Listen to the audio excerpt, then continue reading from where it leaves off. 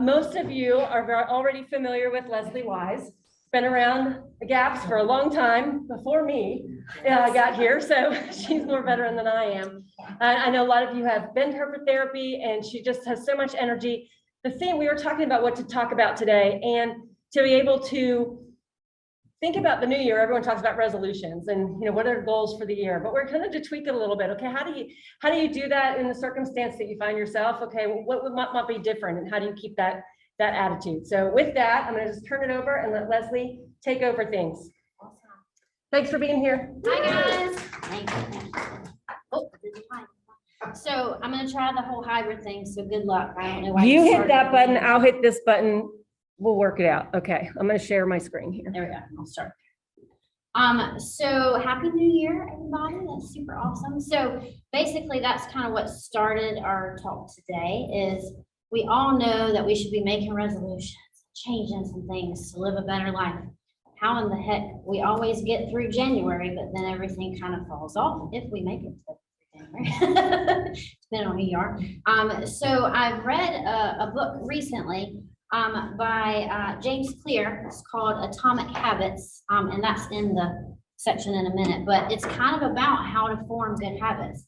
Instead of taking this one big resolution and try 80 different things, focus on one thing and how to improve that one thing. So that's kind of what we're going to talk about today, and then we'll relate it specifically to your Parkinson's. So, all right, so basically, everything that I'm going to talk about at this point, just so y'all know, is from the book. So just want to make that clear. So what he talks about is a habit. So what is a habit? It's basically a behavior that has been repeated enough to become automatic. We have tons of habits that we've just done forever, and it's just part of our life. Breaking one, as we all know, is extremely hard. And for those of you that have come to therapy with me, y'all know that that's what we try to work on, is new ways of thinking, new ways for the brain to create a new pathway to do improvements from a movement standpoint with your Parkinson's. But what we also need to focus on is a lot of those non-motor things: sleep, anxiety, mental health, social health. So that's kind of what we'll focus on today. So, Lola, okay. So basically a habit, it begins with trial and error, right? So you encounter a new situation, your brain has to make a decision right then on how to respond. And that takes a lot of trial and error. So there might be a lot of failure at first, okay? But when you encounter a new situation, they've done a lot of studies that say that that's when the neurological activity in your brain is the highest, because it's trying to figure out everything at that point. It's looking at your surroundings, it's trying to take everything in, what's right, what's wrong, if I make this decision, what happens? So that brain is just firing on all cylinders, which is a good thing. It's a super good thing. Our brain is awesome in that aspect. So occasionally when you're doing that, you may stumble across an actual solution of that problem, right? If it's a problem or just in general. After this happens, they say that your brain immediately begins to start cataloging what happened right before that. So if I'm in this situation right here and I'm thinking this is the first time I presented, it's not, so don't be concerned. But I'm thinking, oh gosh, and then when I succeed at it, I'm thinking about what everything that I did to help me get through that. Okay, so our brain will just catalog all of those things.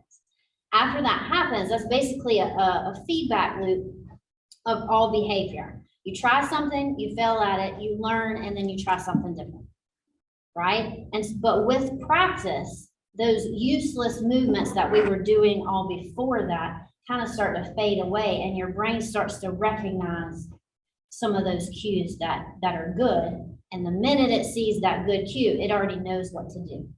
When that happens, though, the neurological activity starts to decrease because it doesn't have to think as much, right? And that's when you start to form a habit, okay? So as habits are created, like we said, the level of activity in the brain decreases because you learn the cues that predict your success to forming that good habit, okay? Which is a good thing, okay? But then there's no longer a need to detail every situation, every detail of the situation. I'm gonna turn this back.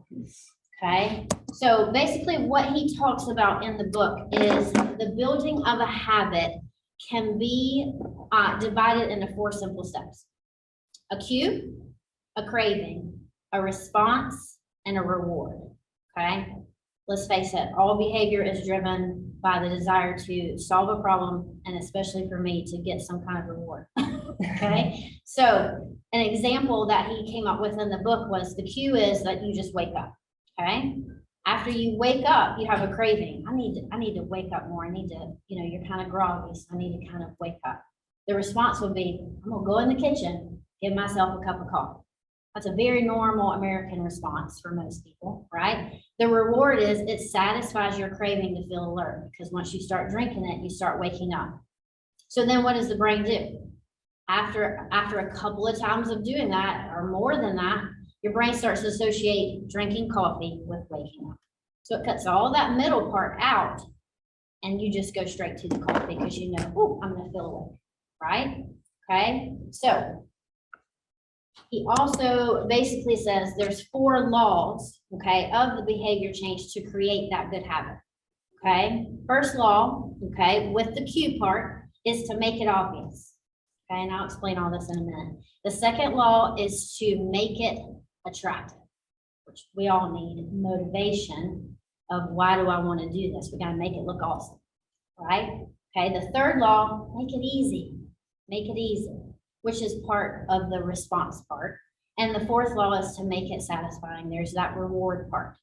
Okay, so, but what we do a lot of times is we just set this big resolution and it's got like 80 things involved in it.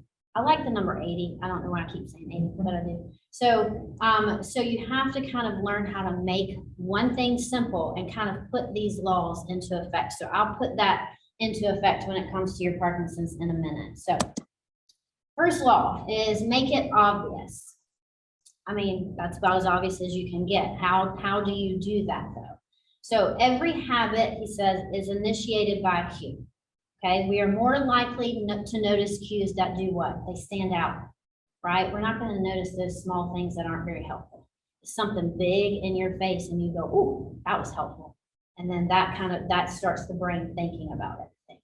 So what you need to do is create an obvious visual cue for yourself to draw attention towards that desired habit. So a good example, and this is huge for me because I do the same thing. So when you buy fruit from the grocery store, at least I do, put it in the drawer of the refrigerator, close up. I forget it's there, unless I'm craving something, right? And so then it just rots and sits there, okay? Make it obvious, put it right there on the kitchen counter or right on as the centerpiece of your kitchen table. So the minute you walk in, you're like, oh, let me just grab this apple, right? So just put it right in your face, okay? An example for me of me personally doing that one is I wear some blue light blocking glasses for nighttime to help me sleep better.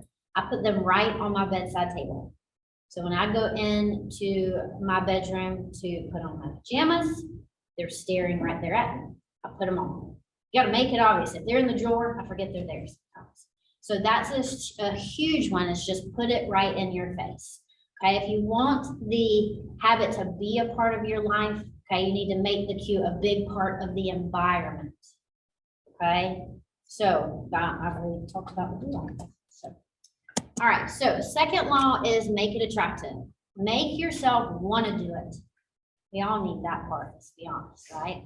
Okay, go exercise. Well, sure, we know that, okay? Why would we want to do that sometimes, including coming from a therapist? So habits are dopamine driven, which I think is pretty cool, because what are we lacking some of when we have Parkinson's? Dopamine, right? And dopamine is that good thing we need in our brain to make us feel good, make us get motivated to get out there and do something. It's kind of harder to get motivated when you have less of that in your brain being made, right? So we'll talk about that in a minute, just FYI. So, but every behavior, he said, is that's a highly forming, habit forming, like taking drugs, eating sugar. Oh God, I love all that stuff. Okay. It's associated with higher levels of dopamine. Like we've talked about, dopamine is a central role in motivation, learning, memory, movement. Okay. It's released not only when you experience pleasure, but also when you anticipate it. I found that pretty interesting. I thought it was just when you're already experiencing it. So he made sure to make sure it's also when you anticipate that excitement. anticipate that reward coming from the exercise. So when I have a lot of my folks who learn how to love exercise, right? Because they know it makes them feel better, they start getting excited. Oh, it's time to go work out. Okay. That's probably not a normal one, we should say, let's be honest. But I tried to put that in there so we could all go work out together. So the more attractive the opportunity is, obviously, the more likely it's going to become habit forming. I mean, let's just be honest. It looks exciting. I'm going to go do it. Okay. You can make hard habits attractive if you learn to associate them with a positive experience, like exercise. No one wants to do it, but associate with how you feel after you exercise, not while you're exercising. Change up your mindset when it comes to that. I'm not even looking at my pretty people in here. I'm sorry, just in person. So for example, there's exercise. So instead of telling yourself, I need to go for a run, oh gosh, I don't want to do that. It's cold outside. That seems stupid, whatever you want to think of, right? Instead of saying that, notice how you feel after. You know what? I don't want to do it, but I feel I walk so much better after I get out there. Okay, or walk or whatever. Okay, so you have to kind of change your mindset with that. Third law, please remember this one. Make it easy. I talk about this one actually even before I read the book, which made me feel super awesome. So is we reach for the stars, which is awesome, but we have to bring it down and start basic to get there. And that includes movement, but also just habits in general. But I speak about that from a therapy standpoint and your movement, because we go, okay, well, I used to run 5 miles. I want to do it right now. Okay, well, we got to start with how well you're walking and the technique you're using versus let's get out there and run 5 miles. Okay, so question I get a lot as well is how long is this going to take? Right? How long is it going to take for my balance to get better? How long is it going to take to form a habit? So what he focused on in the book was the behavior becomes automatic through repetition, which is what you guys hear me say a lot of if you know me, right? But there's no time limit on that. It's how much you repeat it, okay? Are you going to repeat it consistently every time you do it? You're probably going to learn it quicker, okay? That brain's going to get it quicker. But if you kind of repeat it once a week, probably not going to get it as much. It might take you longer. So that's an individual question that is just going to vary, but you have to remember that it's the amount of repetition, not it's been a month. Why have I not learned it? Okay, so repeating the habit leads to a clear physical change in the brain.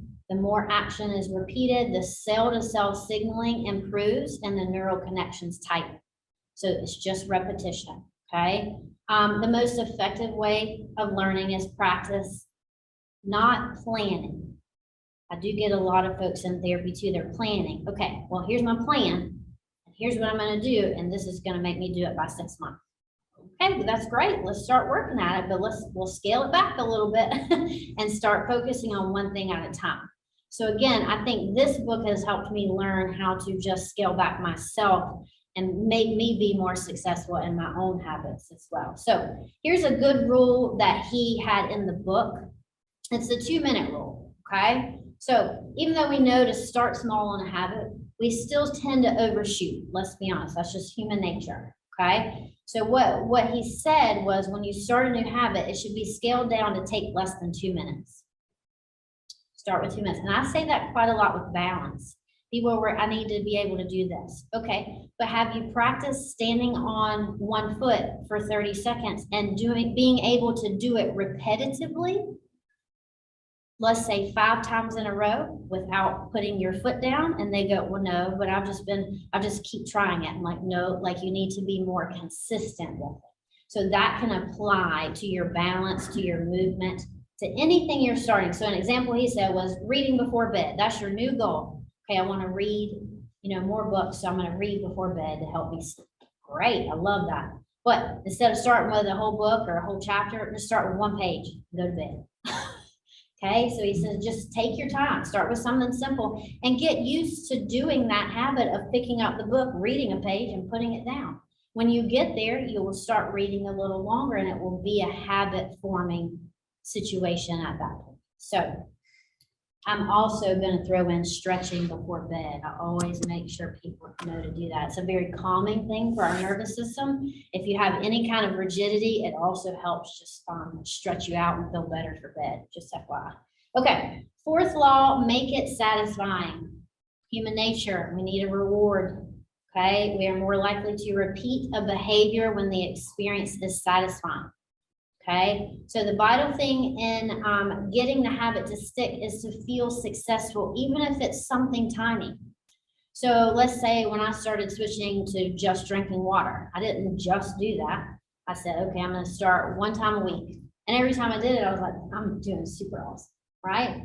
It's just one extra drink at a time, but you know, you have to make everything as positive as you can in your head to be more successful. Okay, so the first three laws that we've talked about already increase the odds that a behavior will be performed at that time.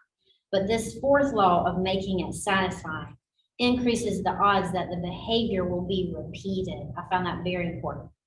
Okay, if it's something rewarding, you're going to do it again. Let's face it. Okay, if it's not, you kind of go, oh, that didn't work. You just move on. Okay, so that one's a really big one to me because that's where the repetition comes into play. Okay, so an example for that would be me wearing my blue light glasses before bed. What is the reward with that? I sleep better. I sleep so much better. Okay, when I sleep better, what happens? I move better. I feel better the next day. My balance is better. It continues to keep going. And then when I'm moving better, what am I going to do? Have a super awesome day. So that's satisfying to me to just put those glasses. So you just have to kind of basically do a lot of psychology with your brain a little bit. Okay. This is more what I kind of say from this point on. But I thought that book was really kind of cool to separate it. And from this point on, we'll talk Parkinson's specific, but I'll kind of relate those laws into certain things in a minute. But I think the biggest thing you need to learn is start small. Small changes lead to big changes. Don't think about the big final product. Start small, like we said with the balance. Okay, start in phases. Okay, it's more about the consistency and repetition. Not only does he say that to form a habit, I say that 8 million times a day to improve any kind of Parkinson's motor symptom you have. Be consistent. It's not about how many reps you can do of something if you're not doing it correctly. I would rather one good rep than 500 bad ones. So slow down, start small, and build from there. Okay? I just start talking sometimes. Let me make sure. Okay, so we talked about that. 2 balance poses every single day. Y'all know how to read, so y'all can do that. Okay, so from here, I just want to talk about Parkinson's specific stuff and then how you can be more successful in that. So obviously nutrition, that's always a big one that we talk about from a Parkinson's standpoint, much less all of us. It has nothing to do with Parkinson's half the time. We all know we need to eat better. We all know we need to take sugar out, which is the stupidest thing, but it's so helpful. We all need to know we need to drink more water. Yeah, we all know that. We've known that for years. That's nothing new. But do we do it? Sometimes. Okay. So here's a big one. Going plant-based, right? So people get freaked out about that. But it's in the research. It's there from a Parkinson's specific standpoint, especially. Does that mean you have to take out meat completely? No. But being more plant-based and eating a lot more seafood-based Mediterranean type diet is in the research that's going to help your Parkinson's symptoms a lot. Okay. So when I say plant-based, people think, oh gosh, I can't cut out meat. And then they start freaking out, right? Think about 1 meal a week. 1 meal a week being plant-based. That doesn't sound so intimidating, right? Okay, so the obvious part of that would be start with 1 meal a week. Obvious, only do it on Mondays for lunch. So then you don't have to think about it. Well, have I eaten a plant-based meal this week? I don't know. I can't remember what I ate yesterday, so don't ask me. So if I know Mondays and lunch are plant-based, that's the only time I'm going to do it. It's just easier for the brain. It's right there in my face. Oh, it's Monday at lunch. I got to eat plant-based. Okay, make it attractive.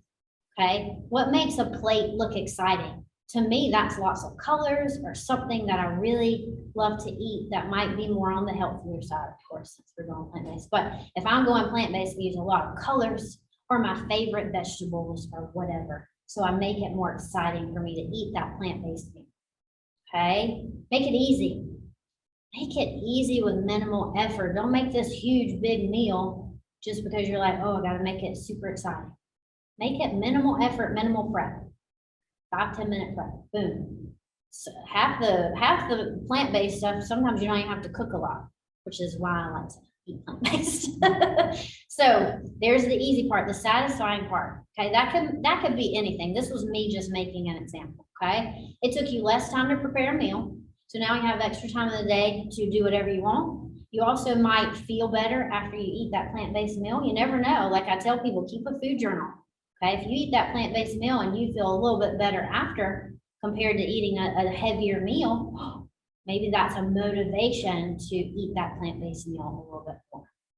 Okay, so that's kind of how he tries to put things into things. Make it obvious, make it attractive, make it easy, make it satisfying.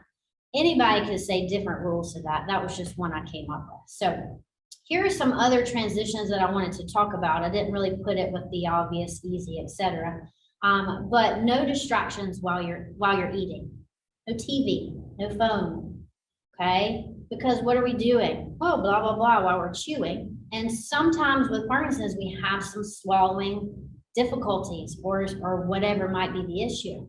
If you're focusing on your food and trying to enjoy it, that actually might be satisfying in itself. You're probably going to chew the food better, which is better for your digestion. There's all kind of better things with taking the TV away, taking the phone away. And this is just while you're eating. I'm not asking you to do that in general, but just focus on your food. Enjoy that plate. Not everybody gets a plate too, so you have to think about it that way.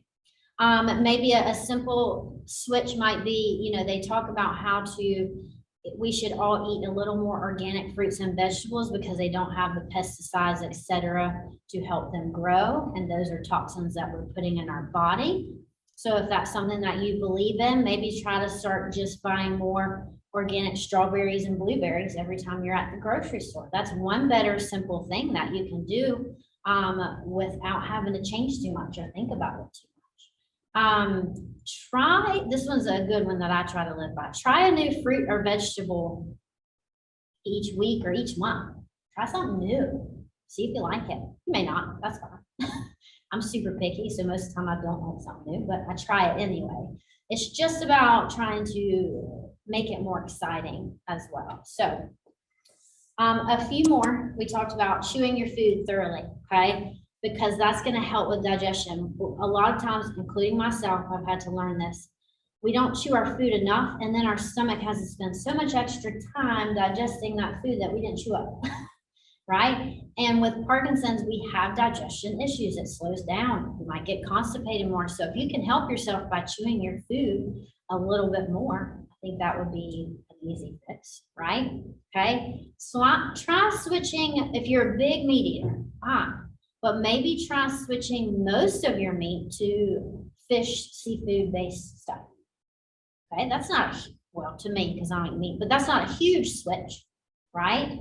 So, or most of your meals, you can still have, a little beef, pork, or chicken here and there if you want, but I think try that switch. Water, we all know that's huge. If you're like my dad, you don't like to drink it, I have to make him drink 1 cup a day. He drinks sweet tea and all that other stuff, and he thinks that's going to hydrate him. It's not. Okay, it's got caffeine, it's got other things that pull that away from you. You guys need hydration to help with your digestion as well for the constipation. Okay, so try taking your preferred drink and adding either 1 extra water a day or a week, or just replace one of your drinks with that. So if at lunch you drink sweet tea, maybe try drinking water instead, just for lunch. And you can have whatever you want then. So it's about making it simple, guys. So, all right, here's another big one I talk about that we don't discuss enough, I believe. Sleep. Sleep is huge. Sleep is when we heal, right? Our brain is working while we're sleeping to flush out everything that happened for the day, flush out toxins, and make us have a fresh, wonderful day the next day. But it's also helping us in forming memories. So it takes all that stuff that happened that day and starts to move it around to form certain memories. Okay, so if we're not sleeping, we're not doing any of that, which is part of why we don't feel as good. I can't tell you how many times I see folks and they're doing super awesome, and then one day they come in and they're not walking as well, they're a little more unsteady, they're not thinking as clearly.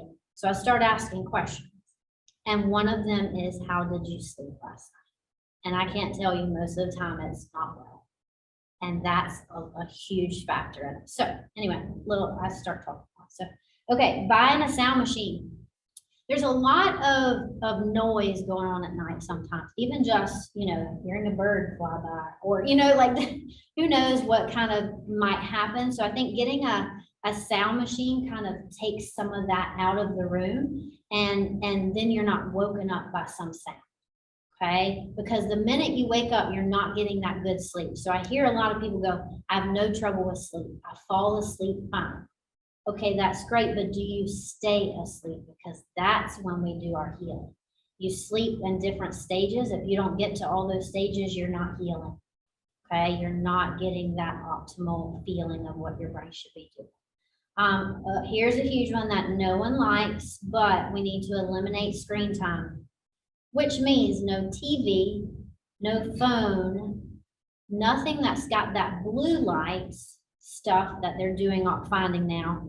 With what they're saying is our screens, all of this have a certain blue and green lights in them that when our brains look at them and interpret that, it stops melatonin from being released. It stops a lot of things that help us sleep, right? So even if you just did 30 minutes to an hour before bed of cutting off phones, TVs, etc., you can put on some music, just put on some music right beside it. If you're pretty awesome, like some people, you got record players, put on some music and just relax, or create some kind of bedtime routine, which is somewhere in there as well. So you've got to start preparing for bed. And people again go, I'm fine, I can fall asleep in a heartbeat. But again, it's not about that. We have to calm our nervous system so that we sleep better. And because we have Parkinson's, our nervous system is sometimes just always in that fight or flight situation. So we need to start preparing for bed a little bit better. Another easier thing, keep a cool environment, right? They say that the lower the temperature, 65, 67, the better you sleep, okay? Body temperature affects the quality of sleep. The higher the body temperature has been shown to related to decreased sleep quality. Not weird, I thought that was pretty good, but the minute I changed my temperature, I did start sleeping better. It's really intriguing. So here's one that everybody hates too, but I like to throw it in there. Don't nap. If you nap, I'm okay with that. People always ask me that question. I'm fine with a nap. Don't let it be longer than 45, 50 minutes. A nap is not 3 hours, right? Okay, that's nighttime sleeping, right? A nap, fine. Get a little boost, 45 minutes, maybe an hour max, okay? All right, so here's an example of a new goal. Create a calming bedtime routine, right? Which means we're going to try to increase the rate that we release melatonin.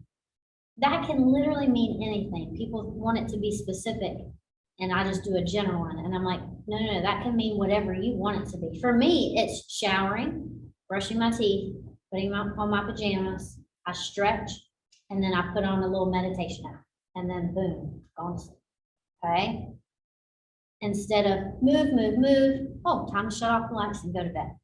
Okay, so making it obvious at 9 p.m. every time, I'm like, oh, time to start kind of shutting down.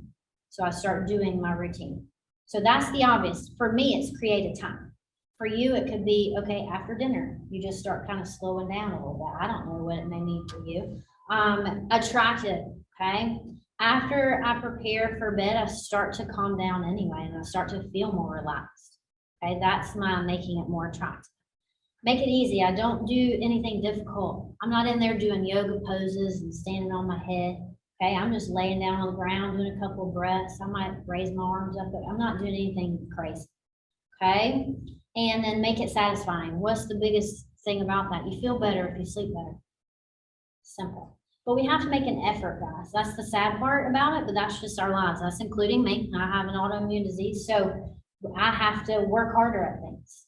And it sucks, let's face it. But you know what? We got to do it to live an awesome life, okay? But it is possible. That's a good thing to know. I have no clue what time it is.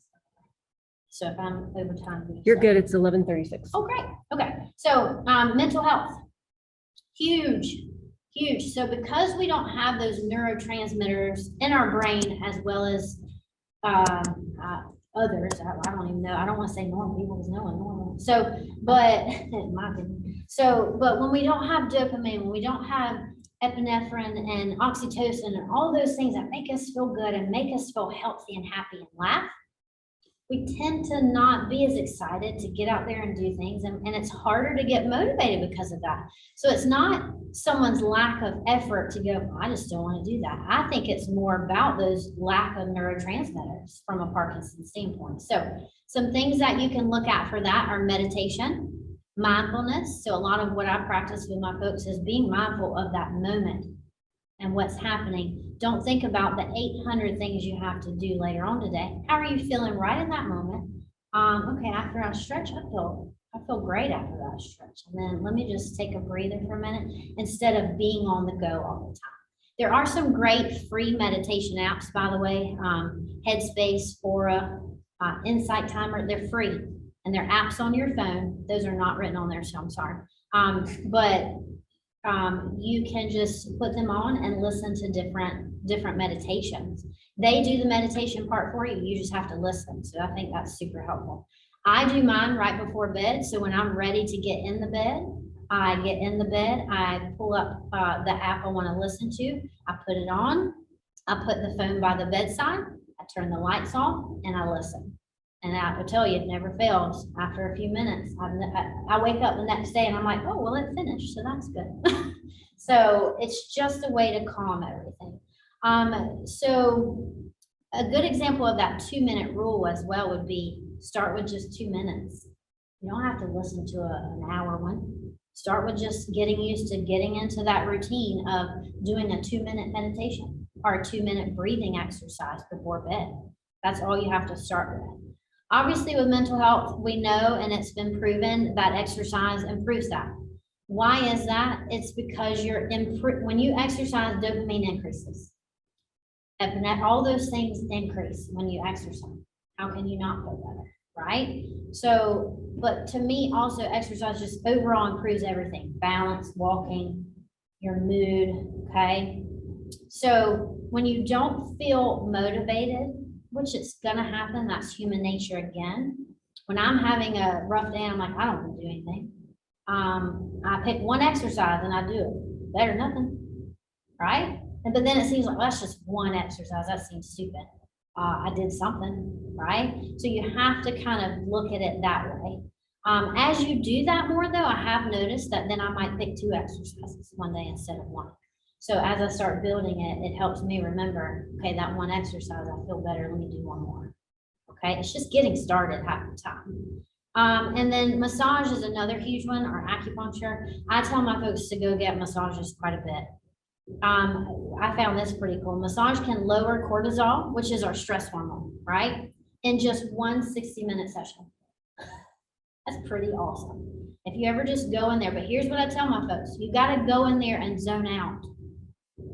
Can't go, for me, and this is me being picky, which is not shocking, is don't talk.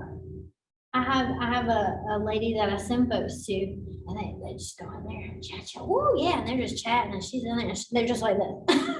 As they're talking, I'm like, take a breather, shut your eyes. Just focus on your breathing, because then you relax more. Then she's getting in those muscles a little bit better to make you feel better. So I think the key is try to get on some kind of regimen. But those 3 things right there have been huge in improving mental health with my Parkinson's. So a couple of other things, I won't go over that quick, is just aromatherapy. Some essential oils, huge. Lavender, jasmine, bergamot, all are seen to help anxiety. You'll have to do more research on how to apply those or how you use them. And then music therapy And then, I mean, honestly, for me, just put on some friggin' music that you love and dance around. It makes you feel happy. If not, then I'm very sad for you. Okay, so, and then lifestyle, biggest thing for me is I told you, give yourself extra time. People get worried. Well, oh God, I get dressed slower. Okay, give yourself 10 extra minutes. You don't have to freak out while you're trying to get dressed, because that's not gonna help you get dressed any faster. It'd probably actually be worse, right? And the key for the mental health part, guys, is speak up about your feelings. This is nothing to be ashamed of and not to speak of. I have so many people who do not talk about it unless I start probing a little bit. And it's okay. We all have stuff that we're going through. So I think the key is don't keep it bottled up and be more proactive about it. And then these are just a few quick little blurbs, and I think, okay, might do one more blurb. So quick, easy things. When you have a loved one or a spouse that has become your caregiver per se, or even if not, remember that that's your spouse. And that's super hard when we're all trying to help each other get better, and there's a fine line between being married and caregiver, right? So go out on a date, right? Even if it's just once a month, I don't care. Okay, but make something like that happen, because that's something you can look forward to and just enjoy spending time with each other. That'll make you happy, which releases oxytocin, which makes you feel better. Okay, laugh, guys, please. We can all get stuck on, I've got Parkinson's, how many things do I have to do? I've got to do all this stuff. It can become a 24-hour job. Okay, and I understand that because of my own disease, and that's super hard. And I get caught up sometimes, and then I have to just remember to watch something funny. I'll just pick up a little 5-minute animal video and watch it. Makes me laugh, feel better, move on about the day. So that's a really big one that has helped me. So I think thinking about that is cool. Don't stress the small stuff. You gotta learn how to let things roll off the shoulders, right? Which is super hard, at least for me. Be kind to yourself, self-care, massage, okay? Go lay down for, 10 minutes and just kind of zone out. This is about you taking care of yourself as well. Surround yourself with people who help you grow. Most everyone does a great job with that, so I'm not super concerned about that. Again, listen to your favorite music, dance. Okay, just remember to live. We get caught up in the process of how to fix this disease, and we don't live in the process. Okay, that's probably the biggest piece of advice I can give you. All right, last little bit. I'm pretty sure it's fine. I am not going to tell you anything new with exercise. Y'all have heard 8 million things, and it's all about saying, get up, move your butt. Okay, I don't know if I can say butt, but so get up, move. Okay, but I think the key is, again, trying to know, oh gosh, I hate exercise, or oh, I don't want to do it every single day, or whatever. Little bits. I tell people, incorporate it into your day. Okay. I have so many people, I'm like, you're standing in the grocery line waiting at the checkout. There's 8 people in front of you. Stand on one foot for about 10 seconds and then stand on the other. Stand with one foot in front of the other while you're waiting. I mean, that counts.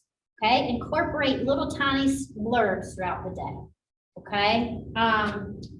Look at one symptom that you want to work on: balance, walking, sleep, and start from there and start small, instead of knowing we have to work on sleep, movement, rigidity, everything. We don't want to have to focus on every single thing. Pick one thing for the new year and try to give yourself a small way to improve that to where you get to where you want to be.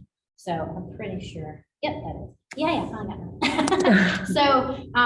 So if you guys do have any other questions, or if you need anything like as far as written, like about the meditation apps or anything like that, you can just email me right here. And then that's my number as well to Thrive.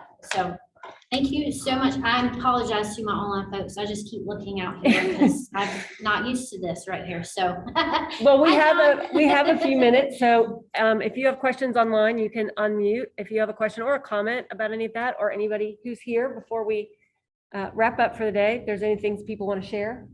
I think that so much we all know about habits, and we just don't want to do it. Yeah, it's very easy to just try big and then. And I love the one when you said, when you don't feel like doing anything, just tell yourself you're going to do one. Yeah. Because if you do one, You'll just do the whole thing. You're I mean, I'm already continue. doing it, so I might as Yeah. well keep going. It's getting yourself to do that one. Yeah, it's And you're that's the tricking hard your part. mind basically most of the time with everything you do. Anybody online, wave at me if you have a comment or question for us. All right, well, then we're gonna stop recording. Thanks for joining us today. This will be available. If you want to come back and listen to it again, we'll get the video up for you in the next couple of days. Bye, guys. Thank you.